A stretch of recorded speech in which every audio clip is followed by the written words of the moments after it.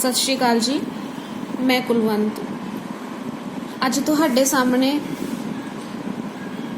जो पंजाबी सीख रहे हैं उन्हां दे लई मात्रावां दा पाठ लैके हाजिर हुई हाँ। पंजाबी विच कुल मात्रावां हन 10।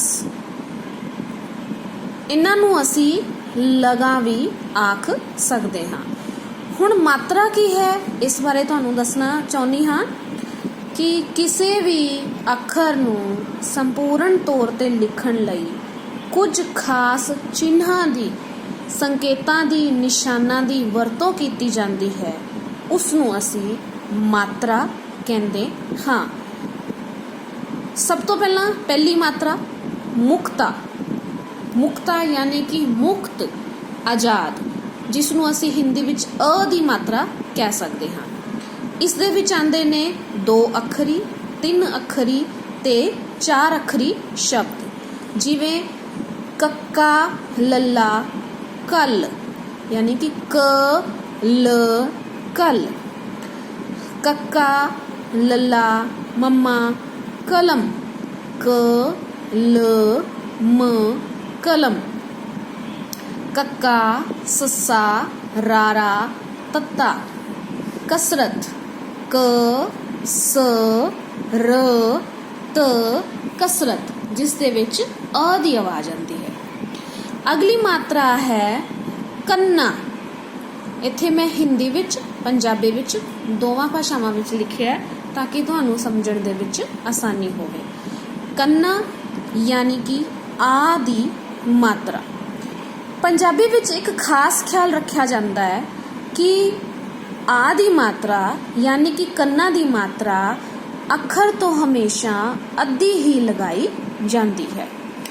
इसका एक कारण की है कि जेकर असी रारे दे नाल इस मात्रा नूं पूरा लगा दिंने हाँ तां ओह रा दी जगह गै बन जाता है, रा दी थां ते गै बन जाता है। तां इस दे लई एक नियम बनाया गया है कि कन्ना यानी कि आ दी मात्रा पंजाबी विच हमेशा ही अखर तो अद्धी लगाई जाती है। देखो, रारा कन्ना मम्मा राम, र आ म राम, नन्ना कन्ना मम्मा नाम, न आ म नाम। अगली मात्रा है सिहारी। सिहारी दा अखर चिन्ह इस तरह है। इसनूं हिंदी दे विच ई दी मात्रा कह सकते हैं, जिस दे विच जो आवाज़ है वो बहुत थोड़े चिर लई आती है। जिवें दद्दा सिहारी दिल, दि ल, दद्दा सिहारी दिल, लल्ला सिहारी लिख। इस दे विच जो ई दी आवाज़ है वो बहुत घट समां दे लई आंदी है। इसनूं कहा जाता है सिहारी यानी छोटी ई दी मात्रा। अगली है बिहारी। बिहारी बड़ी ई दी मात्रा, जिस दे विच ई दी आवाज़ थोड़े जे लंबे समय लई आंदी है। ई जिवें खखा बिहारी रारा खीर, मम्मा बिहारी तत्ता मीत। तुसी होर अखर भी इहदे नाल बना शब्द भी बना सकते हो। वीर नील पीला, इस तरह दे बिहारी दे नाल तुसी होर अखर बना सकते हो। अगली मात्रा है औंकड़। औंकड़ यानी कि उ दी मात्रा, जिसका पंजाबी दे विच जो निशान है वो इस तरह है। हिंदी दे विच असी इसनूं इस तरह लिखते हाँ, पर पंजाबी दे विच इसका ये निशान इस तरह आंदा है ते हमेशा अखर दे थल्ले ही लगाई जाती है। कक्का औंकड़ राड़ा बिहारी कुड़ी। जिस तरह ई दी आवाज़ छोटी ई दी आवाज़ थोड़े समय लई आंदी है, उसी तरह छोटा ऊ यानी कि औंकड़ उस दी आवाज़ भी बहुत थोड़े समय लई आंदी है। कुड़ी, कक्का औंकड़ लल्ला फफे बिहारी फी कुल फी, ये है औंकड़ यानी कि छोटा ओ। अगली मात्रा है दुलैंकड़। दुलैंकड़ यानी कि बड़ा ਊ। ਇਸ ਦੇ ਲਈ ਅਸੀਂ ਪੰਜਾਬੀ ਦੇ ਵਿੱਚ ਇਸ ਤਰ੍ਹਾਂ ਦੇ ਚਿੰਨ੍ਹਾਂ ਦੀ ਵਰਤੋਂ ਕਰਦੇ ਹਾਂ। ਛੋਟੇ ਊ ਦੇ ਵਿੱਚ ਯਾਨੀ ਕਿ ਔਂਕੜ ਦੀ ਮਾਤਰਾ ਵਿੱਚ ਸਿੰਗਲ ਲਾਈਨ ਦੀ, ਤੇ ਦੁਲੈਂਕੜ ਦੀ ਮਾਤਰਾ ਦੇ ਵਿੱਚ ਇਸ ਨੂੰ ਡਬਲ ਕੀਤਾ ਜਾਂਦਾ ਹੈ, ਤੇ ਇਸ ਦੀ ਆਵਾਜ਼ ਨੂੰ ਵੀ ਥੋੜਾ ਦੋਹਰਾ ਕੀਤਾ ਜਾਂਦਾ ਹੈ, ਲੰਬੇ ਸਮੇਂ ਲਈ ਆਂਦੀ ਹੈ। ਊ, ਛੋਟਾ ਊ, ਬੜਾ ਊ, ਔਂਕੜ ਦੁਲੈਂਕੜ। ਬੱਬਾ ਦੁਲੈਂਕੜ ਟੈਂਕਾ ਬੂਟ। ਚੱਚਾ ਦੁਲੈਂਕੜ ਰਾੜੇ ਬਿਹਾਰੀ ੜੀ ਚੂੜੀ। ਇਸ ਦੇ ਨਾਲ ਤੁਸੀਂ ਹੋਰ ਵੀ ਬਣਾ ਸਕਦੇ ਹੋ, ਚੂਰੀ, ਚੂਰਨ।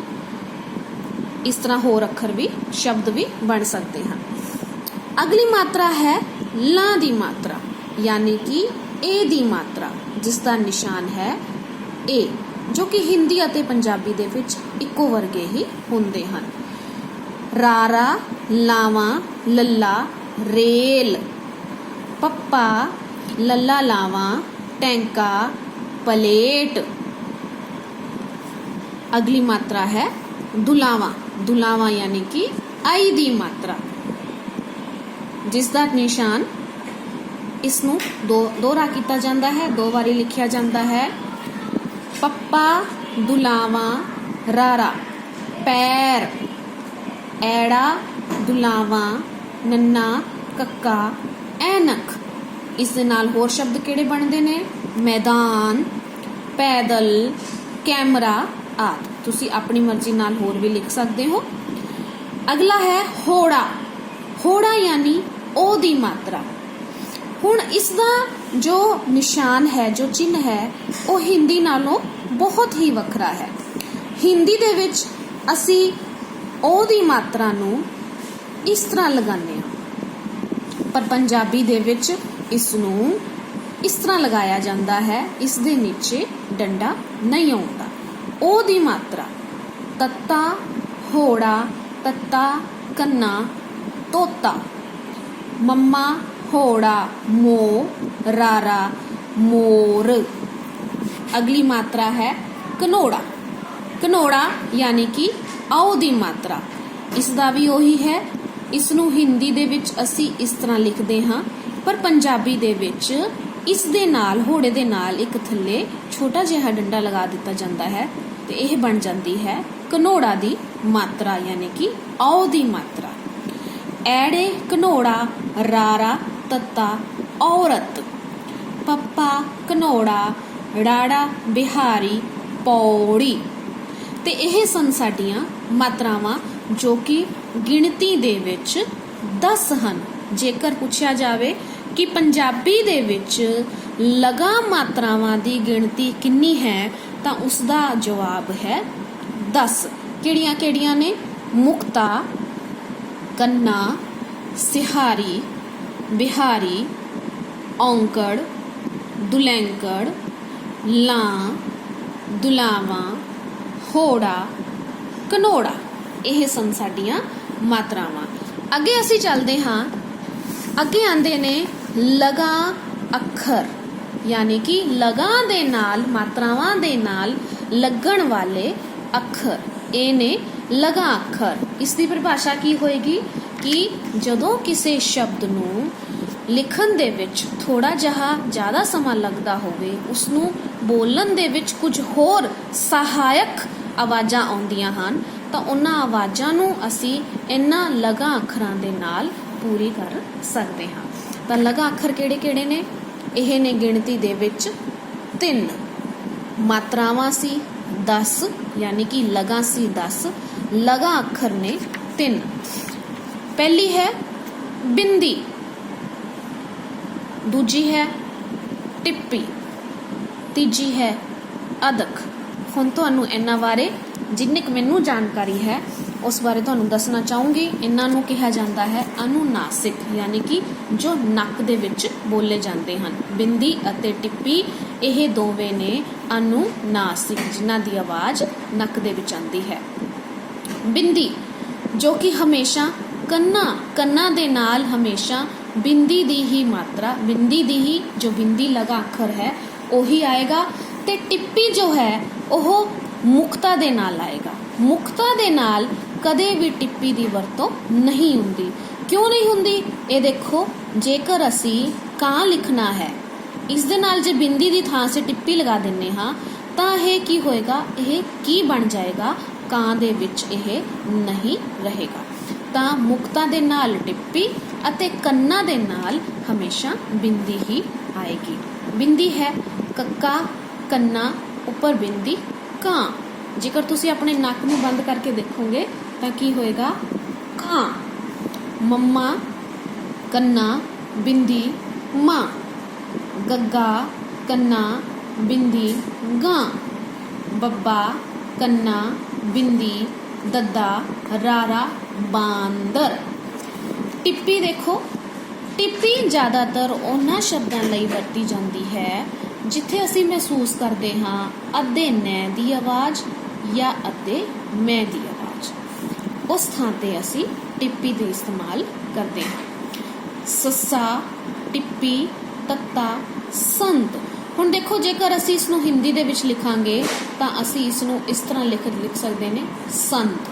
ਲੇਕਿਨ ਅੱਧਾ ਅੱਖਰ ਕਿਉਂਕਿ ਪੰਜਾਬੀ ਦੇ ਵਿੱਚ ਨਹੀਂ ਆਉਂਦਾ ਤਾਂ ਉਸ ਅੱਧੇ ਅੱਖਰ ਨੂੰ ਪੂਰਨ ਕਰਨ ਲਈ ਇੱਥੇ ਟਿੱਪੀ ਦਾ ਇਸਤੇਮਾਲ ਕੀਤਾ ਗਿਆ ਹੈ। ਪੰਪ, ਇਸ ਨੂੰ ਅਸੀਂ ਹਿੰਦੀ ਵਿੱਚ ਕਿਸ ਤਰ੍ਹਾਂ ਲਿਖਦੇ ਹਾਂ? ਪੰਪ। ਪਰ ਕਿਉਂਕਿ ਇੱਥੇ ਅੱਧਾ ਮੈਂ ਹੈ ਜੋ ਕਿ ਪੰਜਾਬੀ ਵਿੱਚ ਨਹੀਂ ਹੈ ਤਾਂ ਅਸੀਂ ਇਸ ਨੂੰ ਲਿਖਾਂਗੇ ਪੰਪ। ਪਤੰਗ। ਹੁਣ ਅਸੀਂ ਪਹੁੰਚਦੇ ਹਾਂ ਅਦਕ ਤੇ। ਅਦਕ ਉਸ ਥਾਂ ਤੇ ਵਰਤਿਆ ਜਾਂਦਾ ਹੈ ਜਿੱਥੇ ਕਿਸੇ ਅੱਖਰ ਦੀ ਦੋਹਰੀ ਆਵਾਜ਼ ਆਉਂਦੀ ਹੈ। ਯਾਨੀ ਕਿ ਹਿੰਦੀ ਦੇ ਵਿੱਚ ਜਿਸ ਤਰ੍ਹਾਂ ਅਸੀਂ ਅੱਧਾ ਅੱਖਰ ਇਸਤੇਮਾਲ ਕਰਦੇ ਹਾਂ, ਕਿਉਂਕਿ ਪੰਜਾਬੀ ਦੇ ਵਿੱਚ ਅੱਧਾ ਅੱਖਰ ਨਹੀਂ ਲਿਖਿਆ ਜਾ ਸਕਦਾ, ਇਸ ਲਈ ਅਸੀਂ ਉਸ ਥਾਂ ਤੇ ਅਦਕ ਦੀ ਵਰਤੋਂ ਕਰਦੇ ਹਾਂ। ਜਿਵੇਂ ਉਦਾਹਰਣ ਵਜੋਂ ਤੁਹਾਨੂੰ ਮੈਂ ਸਮਝਾਉਣਾ ਚਾਹੂੰਗੀ, ਦਿੱਲੀ। ਦਿੱਲੀ ਨੂੰ ਅਸੀਂ ਹਿੰਦੀ ਵਿੱਚ ਇਸ ਤਰ੍ਹਾਂ ਲਿਖਦੇ ਹਾਂ, ਪਰ ਕਿਉਂਕਿ ਪੰਜਾਬੀ ਦੇ ਵਿੱਚ ਅੱਧਾ ਲੈ ਨਹੀਂ ਆਉਂਦਾ, ਅਸੀਂ ਪੰਜਾਬੀ ਵਿੱਚ ਕਿਸ ਤਰ੍ਹਾਂ ਲਿਖ ਸਕਦੇ ਹਾਂ? ਅੱਧੇ ਲੈ ਨੂੰ ਕਿਸ ਤਰ੍ਹਾਂ ਲਿਖਾਂਗੇ? ਇੱਦਾਂ ਵੀ ਨਹੀਂ ਲਿਖ ਸਕਦੇ, ਇੱਦਾਂ ਵੀ ਨਹੀਂ ਲਿਖ ਸਕਦੇ।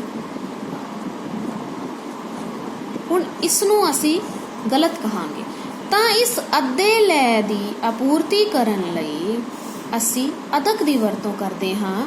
ਇੱਥੇ ਅਸੀਂ ਲਿਖਾਂਗੇ ਦੱਦਾ ਸਿਹਾਰੀ, ਲੱਲਾ ਬਿਹਾਰੀ, ਉੱਪਰ ਅਦਕ, ਦਿੱਲੀ। ਜਿੱਥੇ ਕਿਸੇ ਅੱਖਰ ਦਾ ਦੁਹਰਾਅ ਹੁੰਦਾ ਹੈ, ਦੋਹਰੀ ਆਵਾਜ਼ ਆਉਂਦੀ ਹੈ, ਉਸ ਥਾਂ ਤੇ ਅਸੀਂ ਅਦਕ ਦੀ ਵਰਤੋਂ ਕਰਦੇ ਹਾਂ। ਹੁਣ ਕਿਸੇ ਦੇ ਮਨ ਦੇ ਵਿੱਚ ਇਹ ਪ੍ਰਸ਼ਨ ਉੱਠ ਰਿਹਾ ਹੋਣਾ ਕਿ ਅੱਧੇ ਨੈ ਅਤੇ ਅੱਧੇ ਮੈਂ ਵਾਸਤੇ ਅਸੀਂ ਟਿੱਪੀ ਦੀ ਵਰਤੋਂ ਕਰਦੇ ਹਾਂ, ਪਰ ਜਿੱਥੇ ਅੱਖਰ ਦਾ ਦੁਹਰਾਅ ਹੋ ਰਿਹਾ ਉੱਥੇ ਅਸੀਂ ਅਦਕ ਦੀ ਵਰਤੋਂ ਕਿਉਂ ਕਰ ਰਹੇ ਹਾਂ? ਤਾਂ ਇਸ ਦਾ ਉੱਤਰ ਇਹ ਹੈ ਕਿ ਜਿੱਥੇ ਇੱਕੋ ਹੀ ਅੱਖਰ ਦਾ ਦੁਹਰਾਅ ਹੋਵੇ, ਜਿਵੇਂ ਦਿੱਲੀ ਦੇ ਵਿੱਚ ਅੱਧਾ ਲੈ ਤੇ ਪੂਰਾ ਲੈ ਇੱਕੋ ਹੀ ਅੱਖਰ ਹੈ, ਜਿੱਥੇ ਇੱਕੋ ਹੀ ਅੱਖਰ ਦਾ ਦੁਹਰਾਅ ਹੋਵੇ ਉਸ ਥਾਂ ਤੇ ਅਸੀਂ ਅਦਕ ਦੀ ਵਰਤੋਂ ਕਰਦੇ ਹਾਂ। ਪਰ ਜਿੱਥੇ ਅੱਖਰ ਬਦਲੇ ਜਾਣ, ਜਿਵੇਂ ਸੰਤ, ਸੰਤ ਦੇ ਵਿੱਚ ਅੱਧਾ ਨੈ ਆਉਂਦਾ ਹੈ, ਪੰਪ ਦੇ ਵਿੱਚ ਅੱਧਾ ਮੈਂ ਆਉਂਦਾ ਹੈ, ਉਸ ਥਾਂ ਤੇ ਅਸੀਂ ਟਿੱਪੀ ਇਸਤੇਮਾਲ ਕਰਾਂਗੇ ਜੋ ਕਿ ਜ਼ਿਆਦਾਤਰ ਅੱਧੇ ਨੈ ਅਤੇ ਅੱਧੇ ਮੈਂ ਵਾਸਤੇ ਹੀ ਕੀਤੀ ਜਾਂਦੀ ਹੈ। ਅਦਕ ਦੇ ਲਈ ਅੱਧਾ ਅੱਖਰ ਦਿੱਲੀ, ਬਿੱਲੀ। ਇਹ ਦੇਖੋ, ਬਿੱਲੀ ਹਿੰਦੀ ਦੇ ਵਿੱਚ ਅਸੀਂ ਲਿਖਾਂਗੇ ਬਿੱਲੀ, ਪਰ ਇਸ ਨੂੰ ਪੰਜਾਬੀ ਦੇ ਵਿੱਚ ਲਿਖਣ ਲਈ ਬੱਬਾ ਸਿਹਾਰੀ, ਲੱਲਾ ਬਿਹਾਰੀ, ਅਦਕ, ਬਿੱਲੀ, ਕਿਉਂਕਿ ਇੱਥੇ ਲ ਦਾ ਦੁਹਰਾਅ ਹੋ ਰਿਹਾ ਹੈ। ਕੁੱਤਾ, ਇੱਥੇ ਤੈ ਦੀ ਸਾਨੂੰ ਦੁਹਰਾਅ ਹੁੰਦੀ ਹੈ ਜੋ ਕਿ ਅਸੀਂ ਪੰਜਾਬੀ ਦੇ ਵਿੱਚ ਨਹੀਂ ਲਿਖ ਸਕਦੇ, ਤਾਂ ਇੱਥੇ ਅਸੀਂ ਲਿਖਾਂਗੇ ਕੁੱਤਾ। ਮੱਖਣ, ਮੱਖਣ, ਇੱਥੇ ਵੀ ਖੈ ਦੀ ਦੁਹਰਾਏ ਲਈ, ਅੱਧੇ ਕਹਿ ਦੀ ਦੁਹਰਾਅ ਦੇ ਲਈ ਅਸੀਂ ਇੱਥੇ ਅਦਕ ਦੀ ਵਰਤੋਂ ਕਰਾਂਗੇ। ਕਹਿਣ ਦਾ ਭਾਵ ਕਿ ਜਿਸ ਥਾਂ ਤੇ ਜਿਨ੍ਹਾਂ ਸ਼ਬਦਾਂ ਦੇ ਵਿੱਚ ਇੱਕੋ ਹੀ ਅੱਖਰ ਦੀ ਦੁਹਰਾਈ ਹੋਵੇ ਉਸ ਥਾਂ ਤੇ ਅਸੀਂ ਅਦਕ ਦੀ ਵਰਤੋਂ ਕਰਦੇ ਹਾਂ। ਤਾਂ ਲਗਾ ਅੱਖਰ ਟੋਟਲ ਨੇ 3। ਪੰਜਾਬੀ ਦੇ ਵਿੱਚ ਪੁੱਛਿਆ ਜਾ ਸਕਦਾ ਹੈ ਕਿ ਪੰਜਾਬੀ ਦੇ ਵਿੱਚ ਲਗਾ ਅੱਖਰ ਦੀ ਗਿਣਤੀ ਕਿਤਨੀ ਹੈ? 3। ਲਗਾਂ ਦੀ ਗਿਣਤੀ ਹੈ 10, ਲਗਾ ਅੱਖਰ ਦੀ ਗਿਣਤੀ ਹੈ 3। ਉਮੀਦ ਕਰਦੀ ਹਾਂ ਮੇਰੇ ਦੁਆਰਾ ਸਮਝਾਇਆ ਗਿਆ ਸ਼ਾਇਦ ਤੁਹਾਨੂੰ ਸਮਝ ਆ ਗਿਆ ਹੋਣਾ। ਤੁਹਾਡੇ ਸੁਝਾਵਾਂ ਦਾ ਇੰਤਜ਼ਾਰ ਕਰਾਂਗੀ ਤੇ ਮੇਰੇ ਚੈਨਲ ਨੂੰ ਸਬਸਕ੍ਰਾਈਬ ਕਰਨਾ ਨਾ ਭੁੱਲਿਓ। ਧੰਨਵਾਦ।